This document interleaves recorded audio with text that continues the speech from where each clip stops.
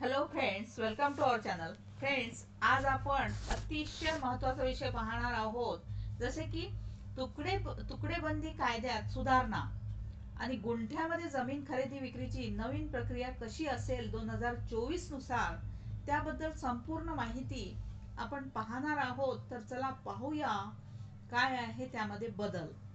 तर महसूल अधिनियमातील तरतुदीनुसार महाराष्ट्रात तुकडेबंदी लागू आहे. म्हणजे काय, तर तुकडेबंदी कायद्यात नमूद केल्याप्रमाणे प्रमाणभूत क्षेत्रापेक्षा कमी शेतजमीन विकत घेता येत नाही. आता कमी शेतजमीन आपल्याला विकत घेता येत नाही म्हणजे काय, तर महाराष्ट्र सरकारच्या 12 जुलै 2021 परिपत्रकानुसार 1, 2, 3 अशी गुंठ्यांमध्ये शेतजमीन खरेदी विक्री करण्याला निर्बंध आले आहेत. म्हणजे आपल्याला अशी गुंठ्यामध्ये जमीन खरेदी करता येत नाही. आता या परिपत्रकाला विरोधही झाला होता. हे प्रकरण न्यायालयातही गेले होते. त्यानंतर 5 मे 2022 रोजी राज्य सरकारनं प्रसिद्ध केलेल्या राजपत्रानुसार राज्यातल्या सगळ्या जिल्ह्यांमध्ये जिरायत जमिनीसाठी 20 गुंठे तर बागायत जमिनीसाठी 10 गुंठे एवढं तुकड्याचं प्रमाणभूत क्षेत्र नमूद करण्यात आलेलं आहे. पण बऱ्याचदा शेतकऱ्यांना विहिरीसाठी किंवा शेत रस्त्यासाठी किंवा इतर काही कारणास्तव 1 गुंठे, 2 गुंठे किंवा 3 गुंठ्यामध्ये जमीन खरेदी किंवा विक्री करावी लागते. आता त्यामुळे या शेतकऱ्यांसमोर अडचण निर्माण झाली होती. आता या शेतकऱ्यांसाठी दिलासादायक गोष्ट आहे ती म्हणजे कोणती, तर आता तुकडेबंदी कायद्यात सुधारणा करण्यात आली आहे. नवीन सुधारणानुसार 4 कारणांसाठी जमिनीच्या गुंठ्यामध्ये व्यवहार करता येणार आहे. त्यामुळे तुकडेबंदी कायद्यातील सुधारणा काय आहे, त्यानुसार कोणत्या कारणासाठी गुंठ्यामध्ये जमिनीची खरेदी विक्री करता येणार आहे आणि त्यासाठी अर्ज कसा करावा लागणार हे आपण व्हिडिओमध्ये पाहूया आता पुढे. आता त्यामध्ये काय बदल झालेले आहे, तर तुकडेबंदी कायद्यात सुधारणा करण्यासाठीचं प्रारूप 14 जुलै 2023 रोजी राज्य सरकारने प्रसिद्ध केलं होतं. या तुकडेबंदीत शिथिलता देणारे नियम काही आलेले आहेत. ते नियम आता मी सांगणार आहे, ते पाहूया.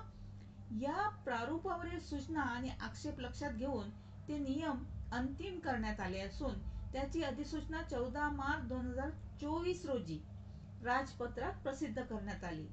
आता ती तात्काळ लागू करण्यात आली आहे.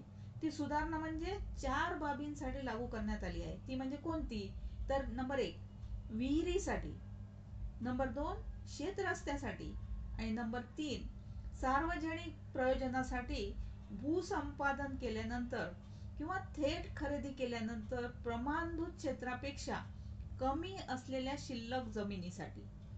नंबर 4 केंद्र राज्याच्या ग्रामीण घरकुल योजनेच्या प्रयोजनासाठी. म्हणजे या 4 कारणांसाठी गुंठ्यामध्ये जमिनीचा व्यवहार करता येणार आहे. यासाठी जिल्हाधिकाऱ्यांकडे नमुना 12 याप्रमाणे अर्ज करावा लागणार आहे. तो कसा करायचा ते पुढे आपण पाहणार आहोत. तर नंबर 1 विहिरीसाठी. आता विहिरीसाठी कसा करायचा, विहिरीसाठी जिल्हाधिकाऱ्यांकडे नमुना 12 मध्ये अर्ज करायचा आहे. अर्जासोबत पाण्याच्या उपलब्धतेबाबतचं भूजल सर्वेक्षण आणि विकास अभिकरणानं दिलेलं ना हरकत प्रमाणपत्र द्यायचं आहे.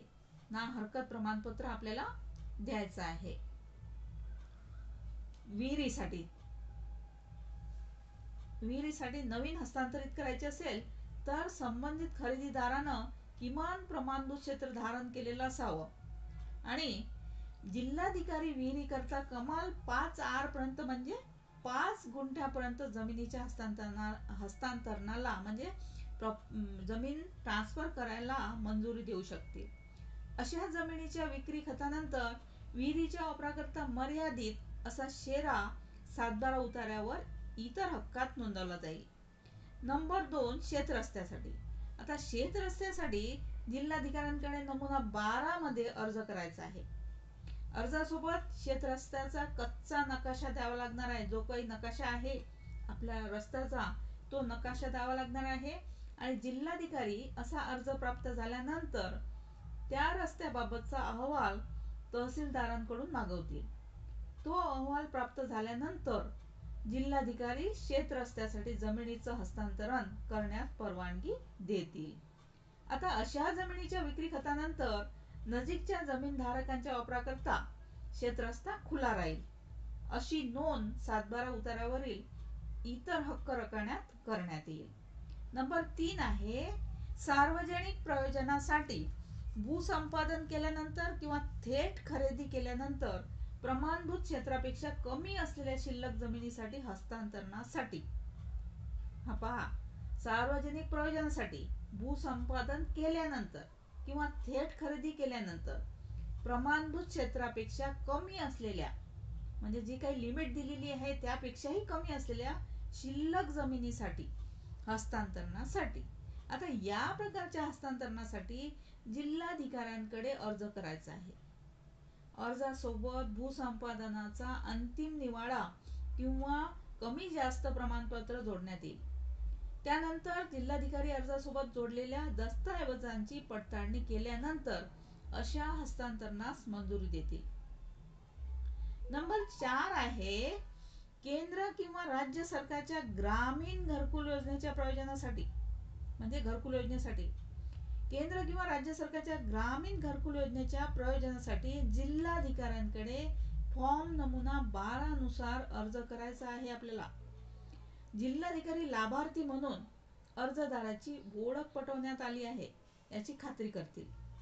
त्यानंतर ते ग्रामीण घरकुलासाठी प्रत्येक लाभार्थ्याला कमाल 1000 चौरस फुटापर्यंत जमिनीचं हस्तांतरण करण्यास, म्हणजे जमीन ट्रान्सफर करण्यास मंजुरी देऊ शकतील.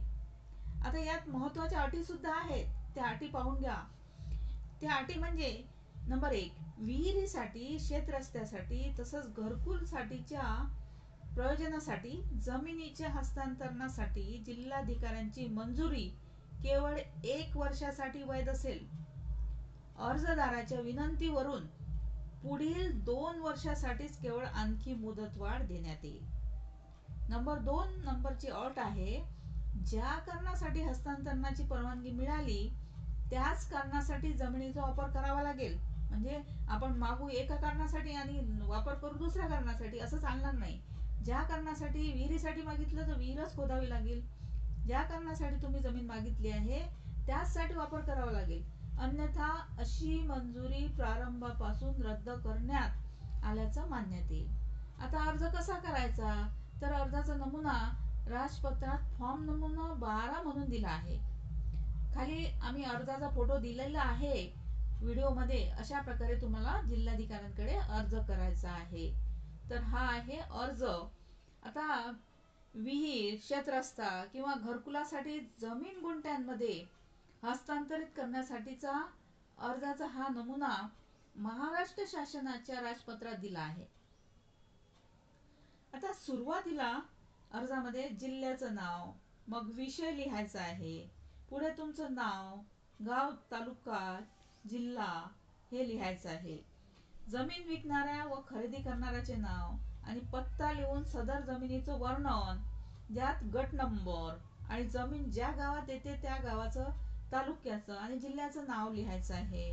विहिरीसाठी जमिनीचं हस्तांतरण करण्यासाठी अर्ज असेल तर प्रस्तावित विहिरीचा व्यास फुटात नमूद करायचा आहे, किती व्यासाची आहे सर्व. शेतरस्त्याच्या बाबतीत जमिनीचं हस्तांतरण करण्यासाठी अर्ज असेल तर प्रस्तावित रस्त्याची लांबी, रुंदी, क्षेत्रफळ चौरस मीटर मध्ये लिहायची आहे. तसेच ग्रामीण घरकुल योजनेसाठी जमिनीचं हस्तांतरण करण्यासाठी अर्ज असेल तर लाभार्थ्यांना योजनेचा तपशील द्यायचा आहे.